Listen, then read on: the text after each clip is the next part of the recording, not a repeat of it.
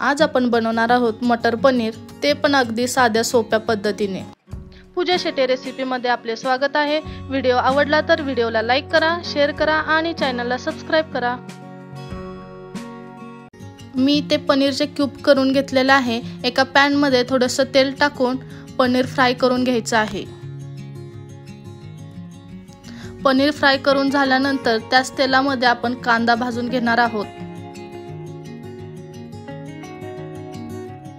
कांदा थोडासा लालसर झाला की त्याच्यामध्ये मिरची, लसूण, आलं घालून व्यवस्थित 2 ते 3 मिनिट परतून घ्यायचं आहे।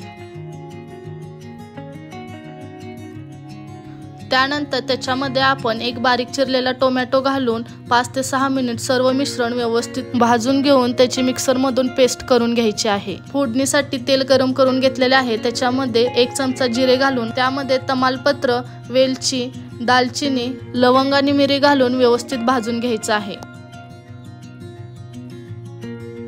आता फोडणीमध्ये मिक्सर मध्ये बारीक केलेली पेस्ट घालूया आणि छान व्यवस्थित हलवून घेऊया।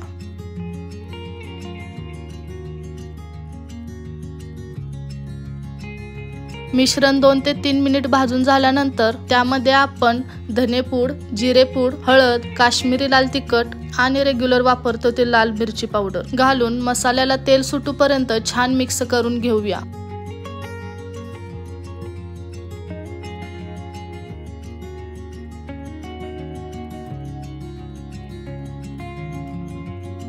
आता तुम्ही बघू शकता मसाल्याला तेल सुटलेलं आहे। त्याच्यामध्ये आपण आता गरम पाणी ऍड करून घेणार आहोत।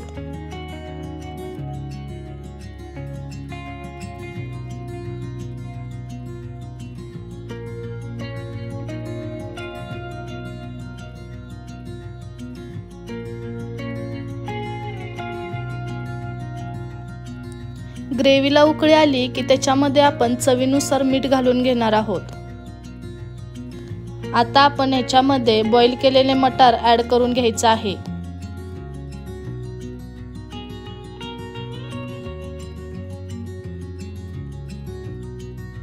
मटार मिक्स करून झाल्यानंतर आपण ग्रेव्हीवरती 5 ते 6 मिनिट झाकून व्यवस्थित शिजवून घेणार आहोत।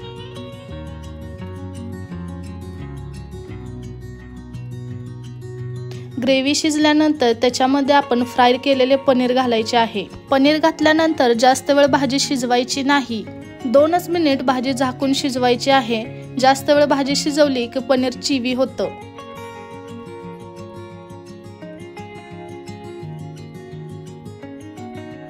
रेडी झालेलं आहे आपले मटार पनीर। नक्की घरी ट्राय करून बघा। व्हिडिओ आवडला तर व्हिडिओला लाईक आणि चॅनलला सबस्क्राइब करायला विसरू नका। धन्यवाद।